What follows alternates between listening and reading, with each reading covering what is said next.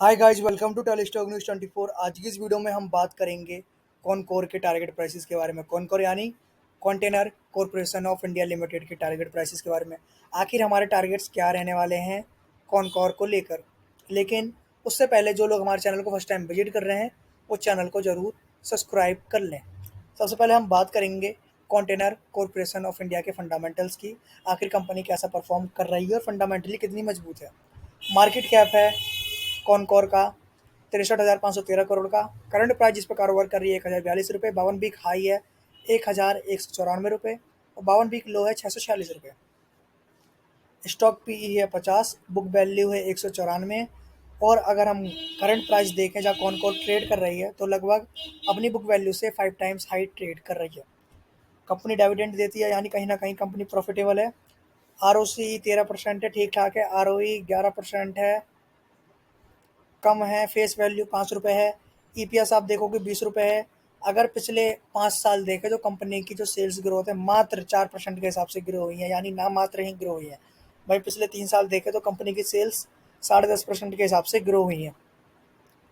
Industry PE है वो 38.5 के आसपास ट्रेड कर रहा है। भाई अगर हम स्टॉक पीई की बात करें तो लगभग 50 के आसपास ट्रेड कर रहा है। इंडस्ट्री पीई के हिसाब से जो कंपनी की शेयर प्राइस है वो थोड़ी बहुत ओवर वैल्यूड है। डेप्ट की बात करें 939 करोड़ है और डेप्ट टू इक्विटी रेशो देखें तो कहीं ना कहीं कंपनी पर डेप्ट का कोई भी दबाव नहीं है। प्रमोटर्स की होल्डिंग तकरीबन 55% है। पीईजी रेशो के हिसाब से जो कंपनी के शेयर प्राइस है वो बहुत ही ज़्यादा ओवर वैल्यूड है। वहीं ग्राम नंबर के हिसाब से भी देखोगे तो कंपनी के शेयर प्राइस वो ओवर वैल्यूड है। वहीं अगर हम कंपनी के क्वार्टर्स की बात करें तो कंपनी के क्वार्टर्स लगभग सेम ही है 2023 के बराबर, क्योंकि जो कंपनी की आप सेल्स ग्रोथ देखोगे कंपनी की सेल्स ग्रोथ उस हिसाब से नहीं है। अगर हम ईयर ऑन ईयर बेसिस पे देखेंगे तो 2023 में 8,169 करोड़ की सेल्स थी, जो कि 2024 में 8,753 करोड़ की हो गई। वहीं आप ऑपरेटिंग प्रॉफिट मार्जिन देखोगे सेम की सेम रहा, 23% वहीं आप नेट प्रॉफिट देखोगे 1173 रुपये से बढ़कर 1262 रुपये हो गया। और जो आप ईपीएस है वो 19 रुपये से बढ़कर तकरीबन 20 रुपये 69 पैसे हो गया। अगर हम बैलेंस शीट की बात करें तो लगातार कॉनकोर अपने रिजर्व्स बढ़ा रही है। अगर हम कैश फ्लो की बात करें तो कैश फ्लो नेगेटिव है। वहीं हम इन्वेस्टर्स की बात करें तो प्रमोटर्स के पास लगभग 50% की होल्डिंग है। एफ आई एस के पास तकरीबन 16.5% की होल्डिंग है। डी आई एस के पास तकरीबन 25% की होल्डिंग है। वही गवर्नमेंट के पास 0.12% की होल्डिंग है। वही पब्लिक के पास तकरीबन 3.5% की होल्डिंग है।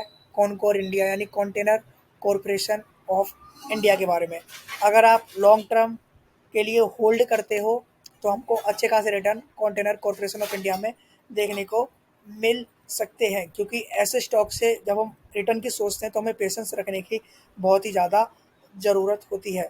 जो हमारा पहला टारगेट होने वाला है वो हमारा पहला टारगेट रहने वाला है 1,090 का। वही हम बात करें अपने दूसरे टारगेट की तो हमारा दूसरा टारगेट रहने वाला है 1130 का। हमारा तीसरा टारगेट रहने वाला है 1165 का और हमारा चौथा टारगेट रहने वाला है 1210 का और हमारा पांचवा टारगेट रहने वाला है 1280 का। कॉनकोर को लेकर यानी कि कंटेनर कॉरपोरेशन ऑफ इंडिया को लेकर। पहले ही बता दूं इस वीडियो में कोई भी बार सेलिंग की रिकमेंडेशन नहीं है। ये वीडियो सिर्फ एजुकेशनल पर्पस के लिए था। Thank you.